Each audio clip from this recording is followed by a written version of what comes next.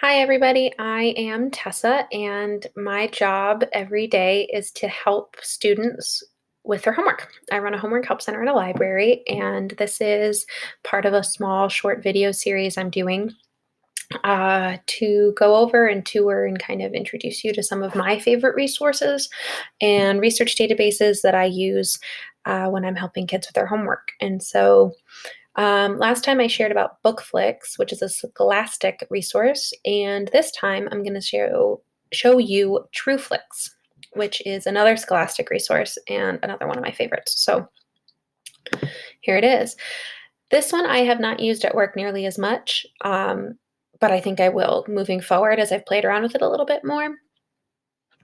Similar to BookFlix, this is put out by Scholastic, and you can have a book read to you, but this one is all nonfiction. So Scholastic has this really cool series called A True Book, as you can see right here, hence TrueFlix right there.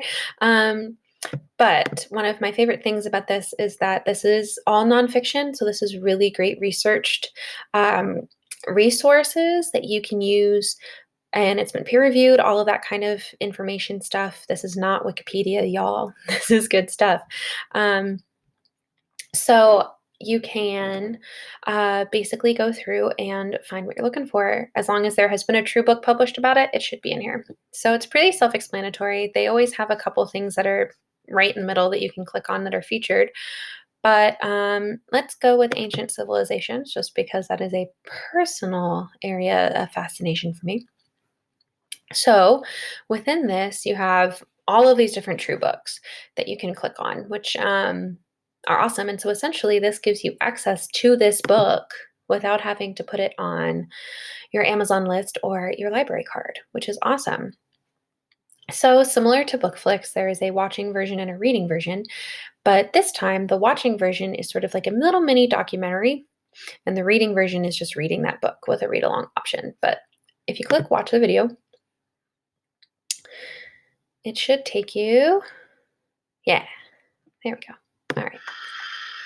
Is it true that great cities once stood in the jungles of Mexico and Central America? Okay, Yes. super cool, right? The cities had stone. So it gives you some background knowledge. I think it's actually helpful to watch it first, although you can use it to check knowledge by doing that second if you want. And then you can go either back up here, you can click up here and go back, or you can just click on read the book right here to move on to the book.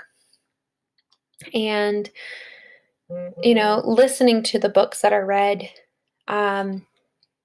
is a wonderful, wonderful way of practicing reading. That's a very important skill for kids, and it actually can increase their reading capabilities and skills just by listening. But one of the things I enjoy about this is that when you click here,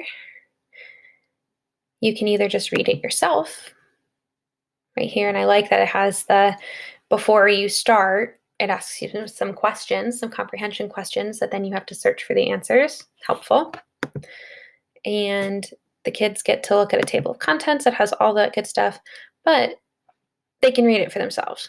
But let's say that might be a little too much for them, or we want to practice them having it read to them at the same time. Also, really great practice for their reading skills.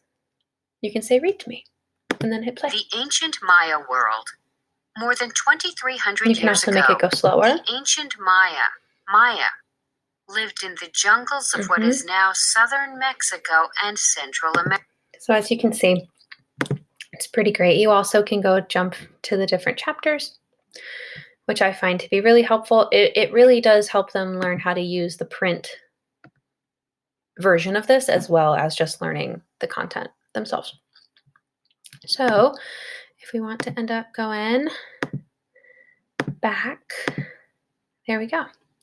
So I'll click on back, and they also have some project ideas that you can click on. Activity centers gives you like to show what you know. You can answer some questions about what you read, some really great comprehension questions.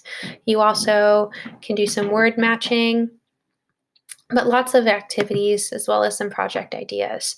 So lots of engagement opportunities as well as extension activities.